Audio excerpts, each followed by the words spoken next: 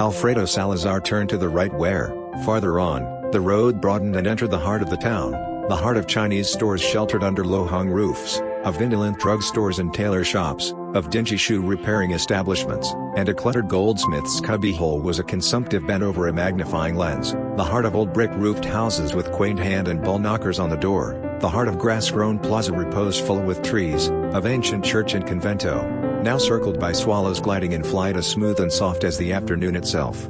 Into the quickly deepening twilight, the voice of the biggest of the church bells kept ringing its insistent summons. Flocking came the devout with their long wax candles, young women in vivid apparel, for this was Holy Thursday and the Lord was still alive, older women in sober black skirts. Came to the young men in droves, elbowing each other under the tall acai tree near the church door. The gaily decked rice paper lanterns were again on display while from the windows of the older houses hung colored glass globes, heirlooms from a day when grass pith wicks floating in coconut oil were the chief lighting device. Soon a double row of lights emerged from the church and uncoiled down the length of the street like a huge jeweled band studded with glittering clusters where the saints' platforms were. Above the measured music rose the untutored voices of the choir, steeped in incense and the acrid fumes of burning wax.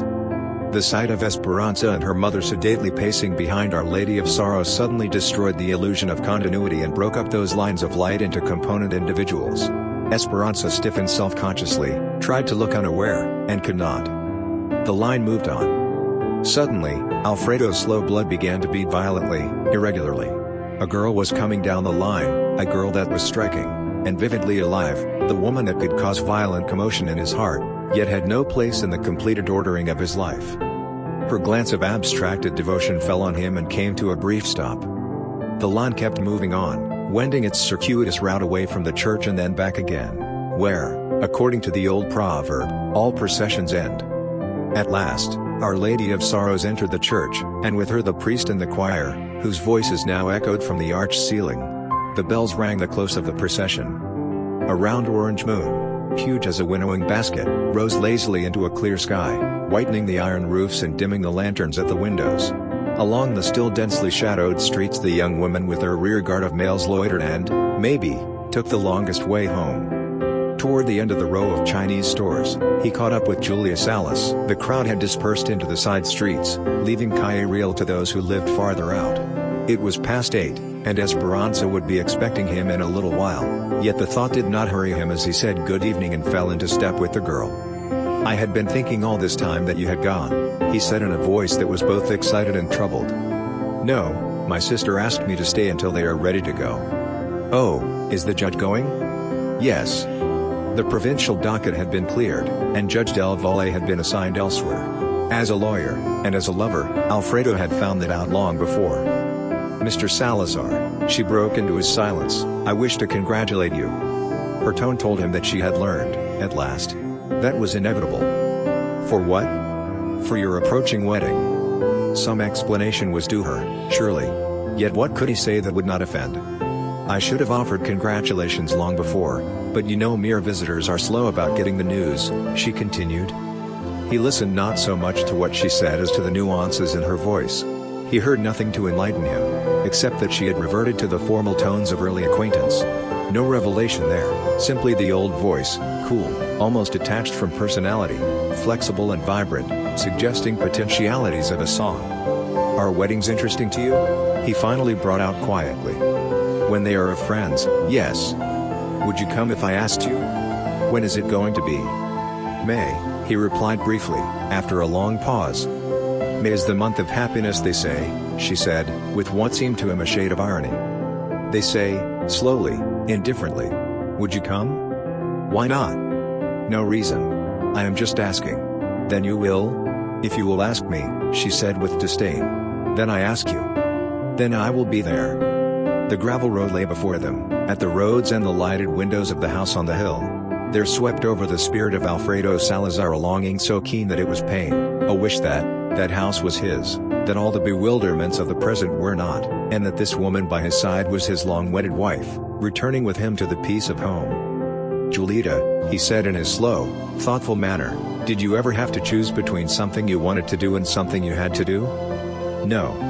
I thought maybe you had had that experience, then you could understand a man who was in such a situation." "You are fortunate," he pursued when she did not answer. Is this man sure of what he should do? I don't know, Julita. Perhaps not. But there is a point where a thing escapes us and rushes downward of its own weight, dragging us along. Then it is foolish to ask whether one will or will not because it no longer depends on him. But then why, she muffled voice came. Oh, what do I know? That is his problem after all. Doesn't it interest you? Why must it? I have to say goodbye, Mr. Salazar, we are at the house. Without lifting her eyes, she quickly turned and walked away. Had the final word been said? He wondered. It had.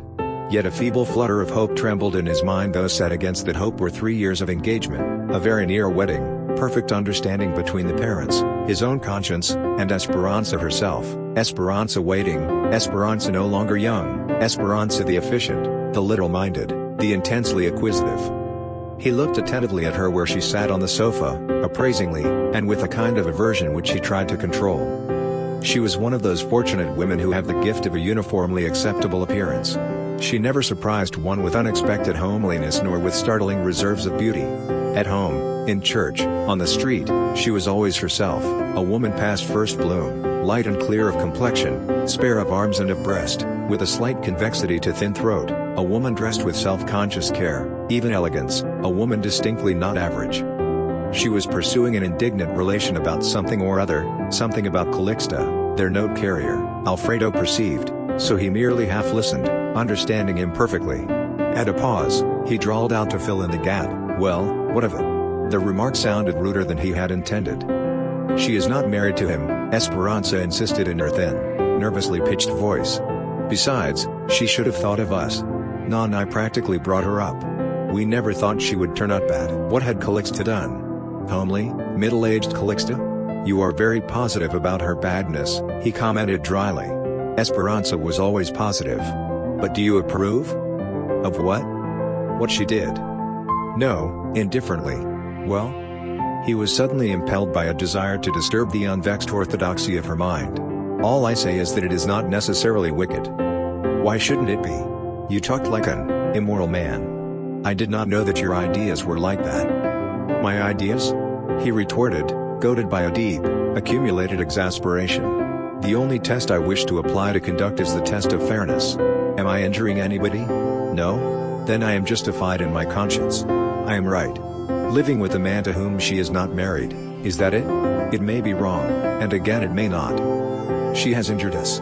She was ungrateful." Her voice was tight with resentment. "The trouble with you, Esperanza, is that you are..." He stopped, appalled by the passion in his voice. "Why do you get angry? I do not understand you at all. I think I know why you have been indifferent to me lately. I am not blind, or deaf, I see and hear what perhaps some are trying to keep from me." The blood surged into his very eyes and his hearing sharpened to points of acute pain.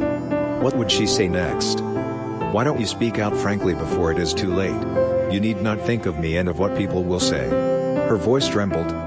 Alfredo was suffering as he could not remember ever having suffered before. What people will say, what will they not say? What don't they say when long engagements are broken almost on the eve of the wedding? "Yes," he said hesitatingly, diffidently, as if merely thinking aloud, "one tries to be fair, according to his lights, but it is hard. One would like to be fair to oneself first. But that is too easy, one does not dare." "What do you mean?" she asked with repressed violence. "Whatever my shortcomings, and no doubt they are many in your eyes, I have never gone out of my way, of my place, to find a man." Did she mean by this irrelevant remark that he was who had sought her, or was that a covert attack on Julia Salas? Esperanza, a desperate plea lay in his stumbling words. "If you, suppose I..." Yet how could a mere man word such a plea? "If you mean you want to take back your word if you are tired of, why don't you tell me you are tired of me?" She burst out in a storm of weeping that left him completely shamed and unnerved. The last word had been said.